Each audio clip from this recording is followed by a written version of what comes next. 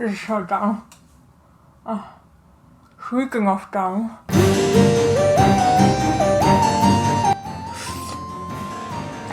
Hi everyone, welcome to my channel. My name is Kat and I write children's fiction. I'm also on a constant quest to fill my pop culture gaps by consuming decade-old media. Yay! Anyway, as you might know, I have a series on this channel that is called Learning from the Masters, where I take popular pieces of writing and analyze what we as writers can learn from them. Today's master of writing is, as you might have guessed from the title, Stephenie Meyer, who is of course famous for the Twilight series. Many people would not exactly call Stephenie Meyer a master of writing. In fact, I'm sure you're all aware about the hate that this series got online and also generally in real life. And Lindsay Ellis actually made a very interesting video about this, and I will link it up here and also down below in the description box. But basically her point is that we might hate this series for the wrong reasons, and that we might hate this series and this dumb piece of pop culture more than other dumb pieces of pop culture because of its target audience, which is teenage girls. So yeah, I pretty much agree with that because, you know, we're all laughing at the sparkly vampires and the romance in this book, my 17-year-old self included, because as any self-respecting semi-goth kid / metalhead, I, of course, was very much into vampires, but the vampires had to be cool and not sparkly, and I didn't want to read romance because romance was for other girls, and I wasn't like other girls. Anyway, I'm not 17 anymore. I know. Hard to believe, right? So I decided to throw all of my prejudice out of the window, to give this series a chance to actually read it instead of just secondhand hating it. And unfortunately, I found some things that I found way more concerning than the sparkles and the romance. Writers can learn a lot from these books, so I'm going to analyze them and point out some mistakes that I found, as well as some things that I really like. Spoiler warnings for all 4 books, but then again, these books are more than 10 years old, so. The first thing that I really liked in these books is the open communication that is happening. I actually enjoyed the open and honest conversations that are happening both between romantic partners and families in these books. The only problem is that nobody really ever acts on what is being discussed. So if Bella, for example, communicates her boundaries, nobody's very good at respecting those. The second thing that surprised me and that I liked is that Bella is actually pretty self-aware. Bella is pretty self-aware that her obsession with Edward is pretty ridiculous, and she also knows that people should bring somewhat equal parts into a relationship. Again, the problem with this is that it's all talk and nobody ever acts on it. Thing number 3 that I liked in these books is the parent-child relationship between Bella and her dad. This is the only thing that I just really love in these books without any disclaimers. I made a video in the past where I kind of ranted about absent or dead parents in kids' books, so I'm going to link those up here and also down in the description box. But yeah, I just really enjoyed reading this relationship with Bella and her dad. I think it's very cute that he buys her a truck, even though it's secondhand and very old, and that he gets up early to put snow chains on the truck so she can drive safely without her even knowing about it. I really enjoyed that when Edward breaks up with Bella, her dad tries his best to help her and even encourages her to get professional help when he's at his wit's end of what to do. And I also enjoy the scene where he talks to her about safe sex, even though it makes them both extremely uncomfortable. In short, I think that he's not a perfect parent, but he's doing his best to keep her safe, to protect her, but on the other hand also letting her make her own decisions and letting her grow up. And I really enjoyed reading that. Thing number 5 that I enjoyed in these books is that Bella's priorities are very much shifted when she turns into a vampire. There's a lot of talk in these books about how Bella's priorities will change once she's turned into a vampire. So kudos to Stephenie Meyer for actually following through with that, because I was very surprised that when Bella turns into a vampire, she's so easily distracted and she doesn't actually have any desire to hold her newborn child for the first time. So when I first read it, it kind of confused me a bit and I found it kind of dumb. But then I changed my mind because I think it's a pretty interesting way of highlighting her transformation and highlighting her changed and non-human behavior. Okay, so those were the things that I liked in these books. And now I'm going to tell you about the things that I didn't enjoy quite as much / found very concerning. And I'm going to work my way up from just kind of dumb to very concerning. Thing number 1 that I didn't like in these books is that Stephenie Meyer has some pet phrases that she A, overuses, and B, that do not make any sense. He looked at me with unfathomable eyes. There's a lot of talk about infinite seconds and long minutes. Yeah, that's not how time measurements work. Everyone in this book is so pale. So pale. Except for the people that have russet-colored skin. Please stop. Edward looking at Bella from behind or like underneath his eyelashes is something that happens a lot in these books. And I want you to take a moment to really think about what that would look like. So sexy. After a makeover from Alice, Bella's eyelashes graze her cheeks. It's beautiful. All those things just don't make sense. So what I would recommend for your writing is definitely just to have critique partners, alpha readers, and beta readers, because honestly, people will call you out on this BS real quick. Thing number 2 that I didn't like in these books is that besides phrases that don't make any sense, there are also whole plot points that don't make any sense. Exhibit A. Bella being a shield makes no sense. So obviously Edward can't read Bella's mind, which is why he finds her so intriguing, and also other vampires can't harm her.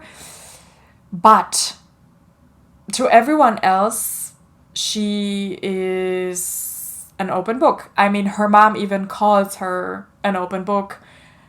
Jacob knows very much how she's feeling and what she wants at all times by simply paying attention to her.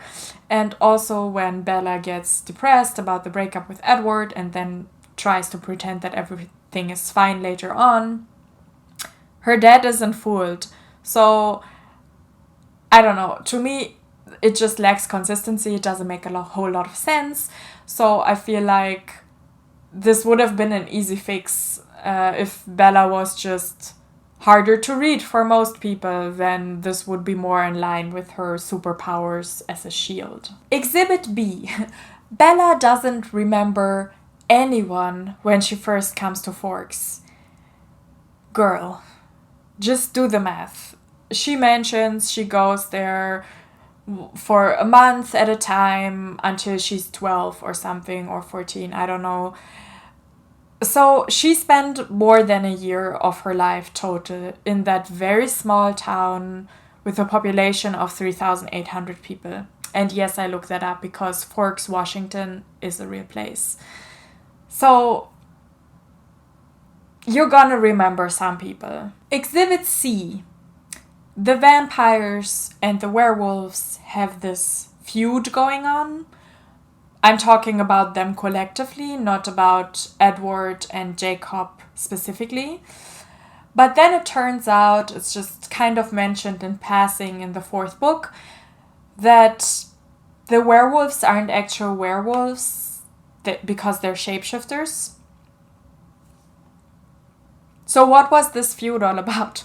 If the vampires knew this all along, why did they always make those comments about the werewolf smell and blah blah blah? It doesn't make any sense. Thing number 3 that I think could be improved in those books is that there's a fine line between giving characters traits and hobbies and just reducing them to these traits and hobbies.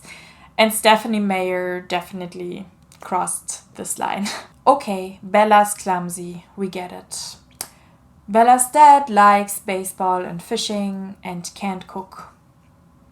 But is there anything else to those characters? No.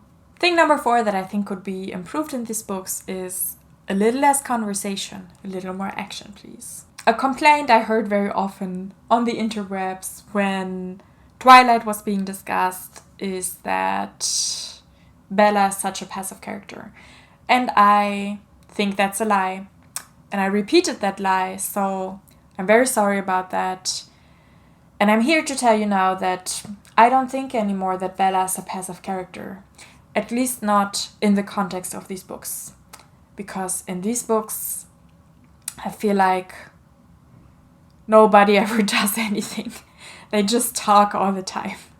There's so much talking in these books and so few things that are actually happening.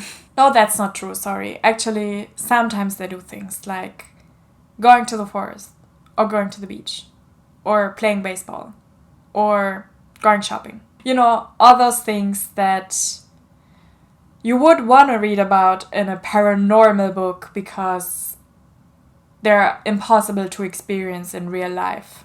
And whenever there is a hint of action in these handful of scenes, Bella is either passed out or somewhere far away, so we don't get to see those things happening, or they're so confusingly written that I have no idea what's going on. Thing number 5 that I think could be improved in these books is that potential plot twists and big reveals are just not built up, so they're very anticlimactic. I'm specifically thinking about the mystery of Alice's past here, because at no point during the book did I ask myself, I wonder where Alice comes from and why she doesn't remember her past, because it just wasn't built up enough in my opinion. So the reveal kind of fell flat.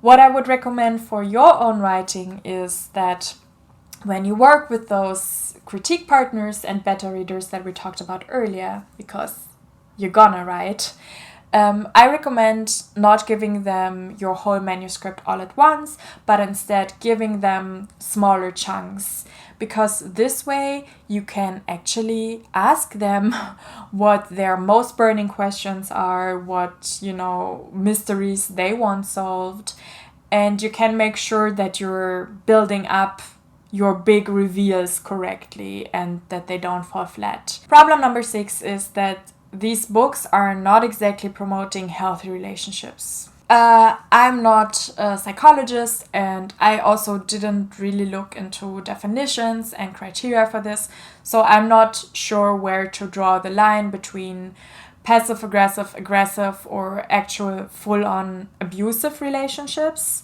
So I'm not gonna define that here, but one thing is certain, and that is that the relationship between Edward and Bella is really not healthy.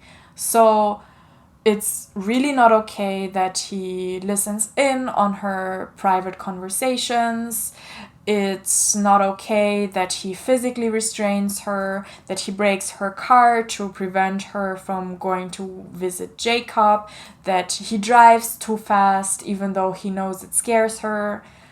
All of those things, they're really not okay. They're not okay to do in a relationship. And I think the problem is that this kind of behavior gets romanticized and, framed in a way that he just wants to protect her and it's all for her own good because he knows better than she does.